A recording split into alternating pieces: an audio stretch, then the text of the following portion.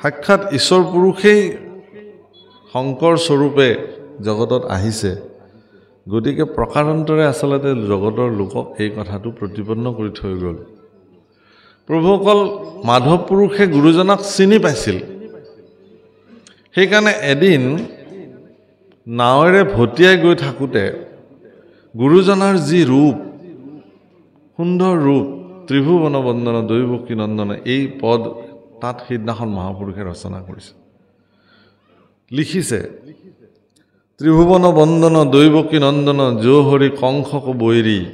জগজন তাৰণ দেৱ নাৰায়ণ শংকৰ সৌহি হৰি গুৰুজনাই ক'লে বোলে অকণমান ঢাকি দিয়া ইমান উন্মুক্ত কৰাৰ প্ৰয়োজন নাই তুমি যি জানিছা জানিছা আৰু গুৰু বাক্য ৰাখি এই পদছোৱাত ঢাকি পেলালে কেনেকৈ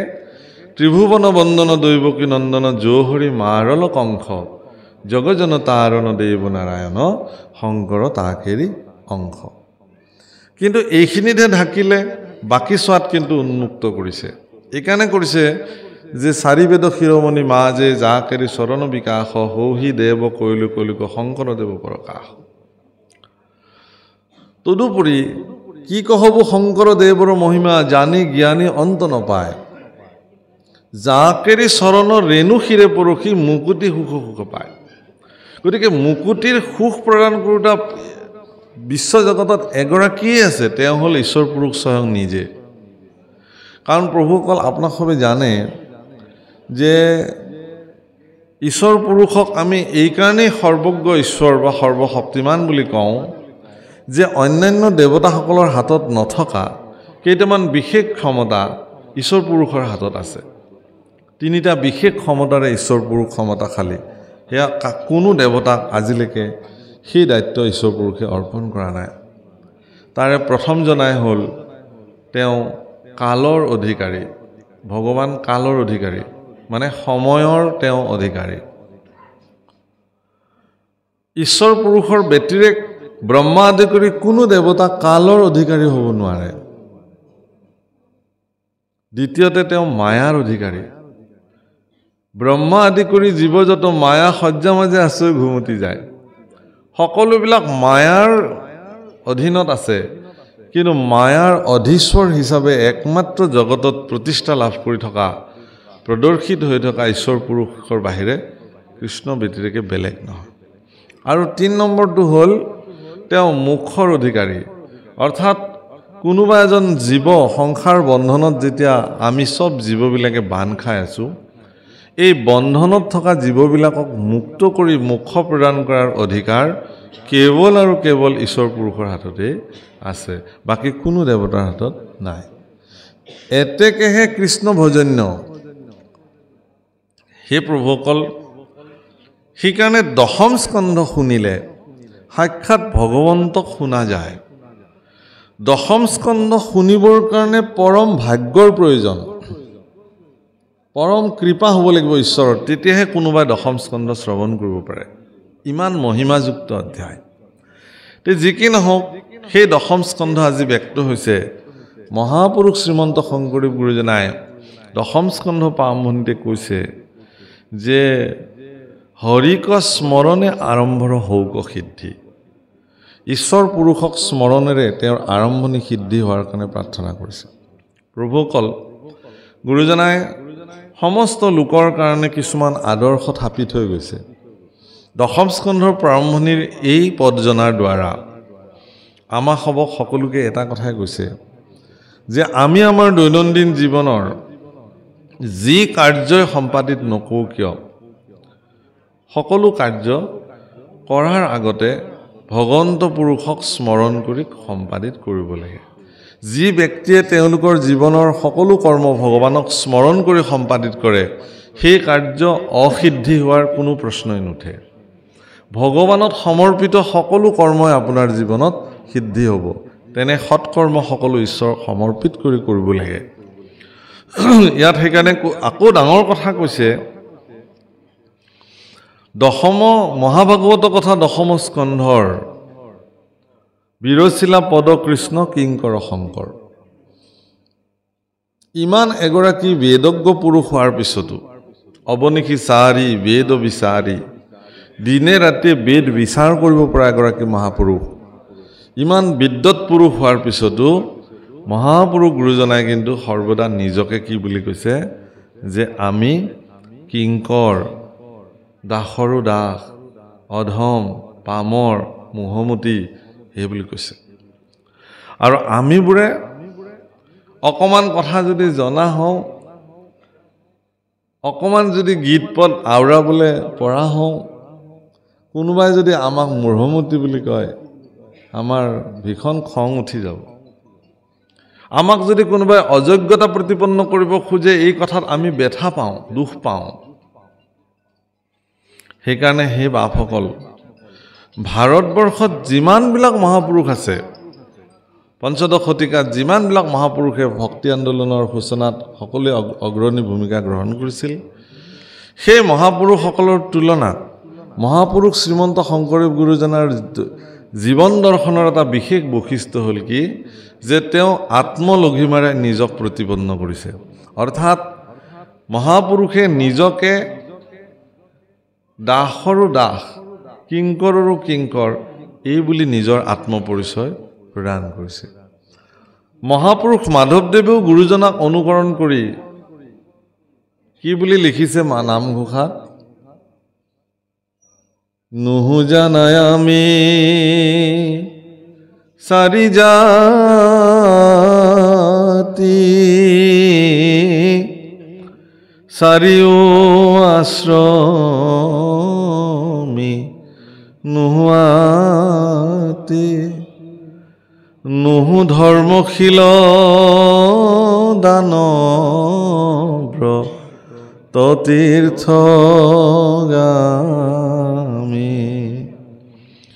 কিন্তু পূৰ্ণানন্দ সমুদ্ৰৰ গোপী ভৰ্তাপদ কমলৰ দাসৰো দাস তানদা সভৈলো আমি হে প্ৰভু তুমি যদি মোক দাস বুলি ধৰিবৰ কাৰণে যদি তোমাৰ কিবা আপত্তি আছে তেনেহলে তোমাৰ দাসৰো দাস তেওঁৰ দাস কৰি হলেও মোক তুমি তোমাৰ চৰণত থান দি ৰাখা মহাপুৰুষ মাধৱদেৱে ঈশ্বৰ পুৰুষক এনে ধৰণৰ কথাও কৈছে যে মই তোমাৰ দাস হৈ গলে মোৰ এনেকুৱা দাসত্ব মই তোমাক তোমাৰ সেৱা কৰিম হয়তো তুমিও মোৰ দাস হৈ যাব পাৰা কাৰণ যিজনে ভগৱানৰ দাসত্ব স্বীকাৰ কৰে ভগৱান তেওঁৰ দাস হৈ যায় এইটো ভগৱানৰ চৰিত্ৰ হে ভগৱান তুমি এই সন্দেহটো দূৰত থৈ দিয়া মই কেতিয়াও তোমাক মোৰ দাস হ'বলৈ নিদিওঁ থৈও নিজ ভৃত্যৰ অধীন কৰি তেতিয়াহ'লে তোমাৰ ভৃত্যৰ অধীন কৰি মোক ৰাখা তেতিয়া তুমি মোৰ দাস হ'ব অন্তত নালাগে তোমাৰ ভৃত্যৰে মই ভৃত্য হ'ব খোজো তোমাৰ চাকৰৰ মই চাকৰ হ'ব খোজো তোমাৰ দাসৰ মই দাস হ'ব খোজো প্ৰভুকল কেৱল আৰু কেৱল ভাৰতবৰ্ষৰ সনাতনী পৰম্পৰাৰ উত্তৰ পূৰ্বাঞ্চলত ইমান দাস্য ভকতিৰ পোহাৰ মহাপুৰুষ দুজনাই মেলি থৈ গৈছে আপুনি ক'তো নেদেখে পৃথিৱীত নিজকে ইমান দাসৰো দাস ইমান নমনীয় ৰূপে ভগৱানক যে ভজিব পাৰি এই নজিৰ ক'তো নাই যদি মহাপুৰুষৰ এই আদৰ্শ শাস্ত্ৰসন্মতভাৱে যদি আমাৰ মানুহে মানি চলিলেহেঁতেন তেতিয়াহ'লে আজি অসমত ধৰ্মক লৈ পেলাই ইমান অসহিষ্ণু পৰিৱেশৰ সৃষ্টি নহ'লহেঁতেন মই আজি কিছুদিনৰ পৰা এই কথাটো কৈছোঁ যে কি কাৰণত ধৰ্মক লৈ আমি ইমান অসহিষ্ণু হ'বলৈ গৈ আছোঁ সহনশীল ক্ষমতা আমাৰ নাই নেকি কাৰণ আমি যিসকল গুৰু মানিছোঁ তেওঁলোক সহিষ্ণুতাৰ মূৰ্ত প্ৰতীক পাৰাকাষ্ঠা বুলি ক'ব পাৰি মহাপুৰুষ শংকৰ মাধৱ দুজনা সহিষ্ণুতাৰ পাৰাকাষ্ঠা তাতকৈ আৰু কোনো নাই ইমান সহিষ্ণু বুজিছে নহয় গুৰুজনাইতো এনেকৈ কৈছে যে যদি মোক কোনোবাই নিন্দা কৰে সেই নিন্দুকসকলক যদি মই চিনি পালোহেঁতেন তেতিয়াহ'লে তেখেতলোকক মোৰ ঘৰৰ সন্মুখতে নিবাসস্থল বনাই দিলোহেঁতেন কেলেই যে তেওঁলোকে মোক চাই থাকক নিন্দাৰে মোক তুলা ধুনা দিয়ক যাতে তেওঁলোকৰ নিন্দাত মই মোৰ বেয়া চৰিত্ৰ যদি কিবা আছিল বেয়া যদি আছিল সেইখিনি যাতে মই সংশোধন কৰিব পাৰোঁ অৰ্থাৎ নিন্দুকসকল দৰাচলতে উপকাৰী সজ্জনবিলাকৰ কাৰণ তেওঁলোকে সজ্জনবিলাকক নিন্দা কৰি সজ্জনসকলৰ চৰিত্ৰত থকা বেয়া গুণসমূহ তেওঁলোকে উন্মুক্ত কৰে আৰু সজ্জনে সেইবিলাক সংশোধন কৰি কৰি নিজক আৰু জুয়ে পুৰা সোণৰ নিচিনা চিকচিকীয়া কৰি তুলিবৰ কাৰণে এটা সুযোগ পায় সেইকাৰণে গুৰুজনাই ইয়াত কৰজোৰে বোলো শুনা হবে সভাসদ মূঢ় হোৱা কৰোঁ মহাভাগৱত আপোনাৰ খবৰ দৰে সজ্জনসকলৰ প্ৰতি গুৰুজনাই কৰপুতে হাতজোৰ কৰি কৈছে যে মোৰ নিচিনা এগৰাকী মূঢ়ই ভাগৱত কথা 10ম স্কন্ধৰ পদ গাবলৈ গৈ আছো কৰিবলৈ গৈ আছো হীৰা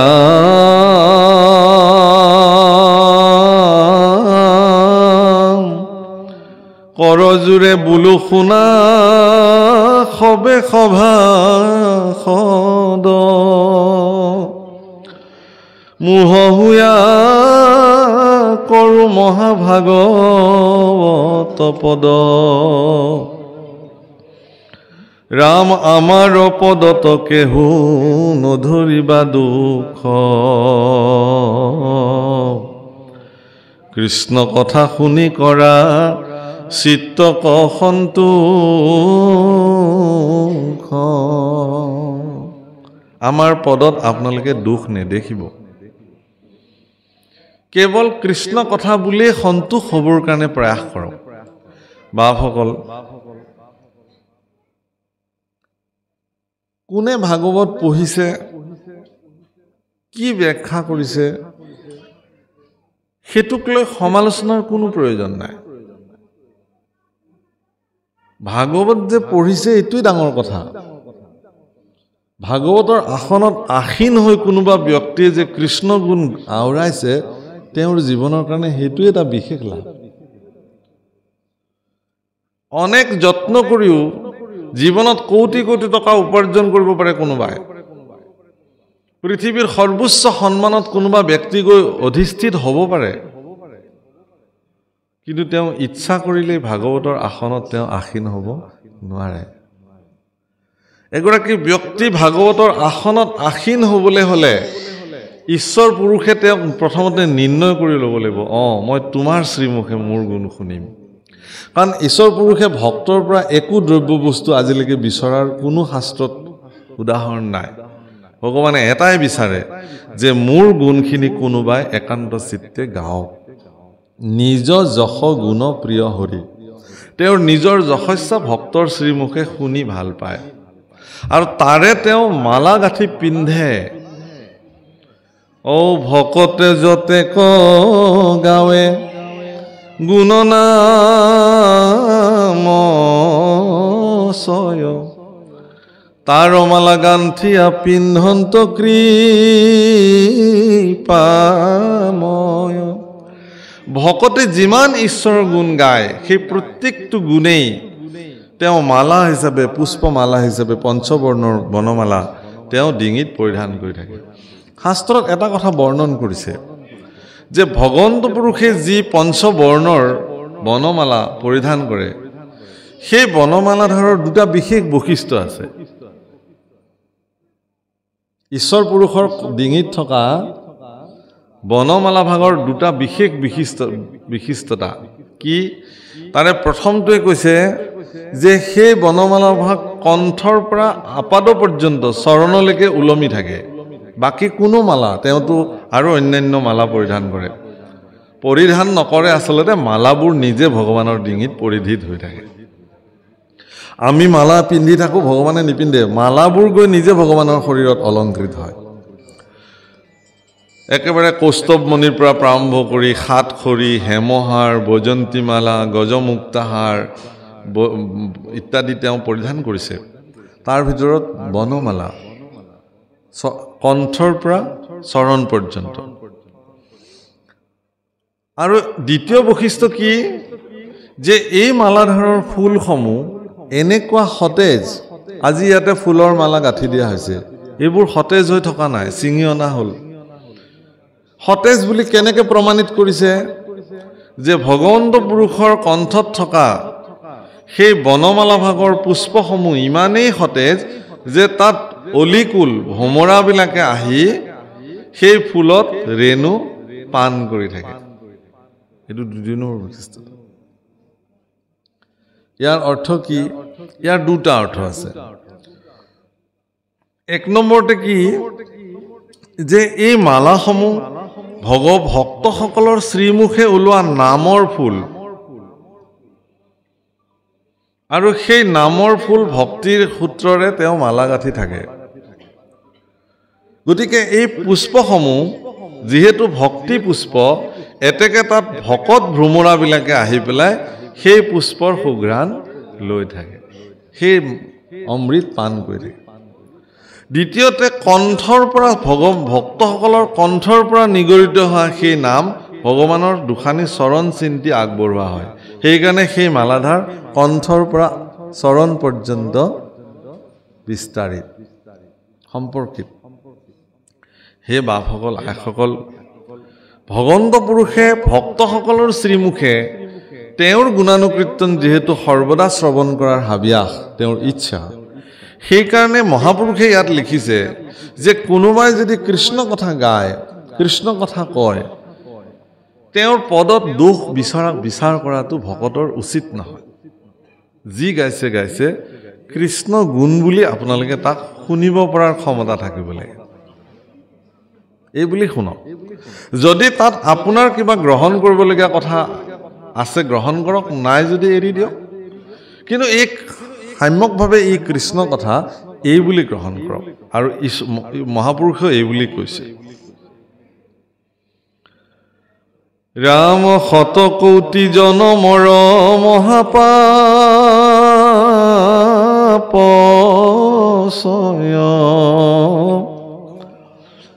যিটো মনুষ্যৰ নিৰন্তৰে ভৈলা ক্ষয় ৰাম শিশিজনে কৃষ্ণ কথা শুনিবা পাৰে পাপীৰ কাণত পাপে খুচিহে নতাৰে শতকৌটি জন্ম শতকৌটি বুলি ক'লে মানুহে এই যে মানুহ জন্ম প্ৰাপ্তি হৈছোঁ ইয়াৰ পূৰ্বে 84 লক্ষ জনী আমি পৰিভ্ৰমণ কৰিব লাগে ই শাস্ত্ৰৰ বিচাৰ গতিকে এই জনীসমূহ পাৰ কৰি আহি আহি আহি আহি আহি আমি যেতিয়া মনুষ্য জন্ম প্ৰাপ্তি হওঁ তেতিয়াহ'লে বিগত জন্মসমূহত কৰি অহা সমস্ত অপৰাধৰ মুক্ত হোৱাৰ এক সুবৰ্ণ সুযোগ মনুষ্য জন্মত প্ৰাপ্তি হয় বাপসকল আইসকল মনুষ্যসকল ভগৱানৰ স্বৰূপাৰ্থত ভগৱানে নিজৰ স্বৰূপ চাবৰ কাৰণে মনুষ্যসকলক সৃষ্টি কৰিছিল সেইকাৰণে মনুষ্য শৰীৰ ইমান নিখুঁত পৰিকল্পনাৰে ভগৱানে নিৰ্মাণ কৰিলে সেইকাৰণে কোনো মনুষ্যই মনুষ্য জন্ম প্ৰাপ্তিৰ পিছত মই একো নাপালো বুলি হীনমান্যতাত ভোগাটো অপৰাধ মইনো কি পালো আমাৰ বহুত মানুহে ভগৱানৰ ওচৰত আহি কান্দে যে প্ৰভু মোকনো কি দিলা একেলগৰ আমাৰ কাষৰ মানুহ ঘৰৰ গাড়ী হ'ল বিল্ডিং হ'ল আমাতকৈও দুখীয়া আছিল এতিয়া আমাতকৈও ধনী হৈ গ'ল আমুকৰ ল'ৰাই চাকৰি পালে মোৰ ল'ৰাটো পোৱা নাই আমুকৰ ছোৱালী ভাল ল'ৰালে বিয়া হৈ গ'ল মোৰহে হোৱা নাই ইত্যাদি ভগৱানৰ ওচৰত আমিবিলাকে অভিযোগৰ আবেদনবোৰ দিওঁ এনেকুৱা অনুষ্ঠানবিলাকত মই আগতেও বহুবাৰ কৈছোঁ যে এই যে চাকিবিলাক জ্বলিছে ইয়াতে এই প্ৰত্যেক গছি চাকিয়ে একোখন অভাৱৰ আবেদনৰ ৰাজ সাক্ষী জ্বলন্ত সাক্ষী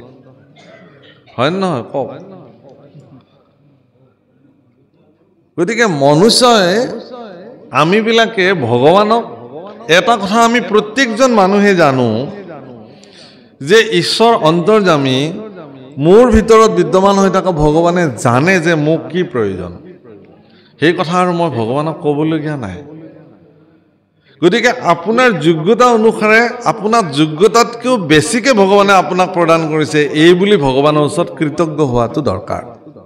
প্ৰয়োজন এই কাৰণে যে হে ভগৱান মোক তুমি মানুহ কৰি দিলা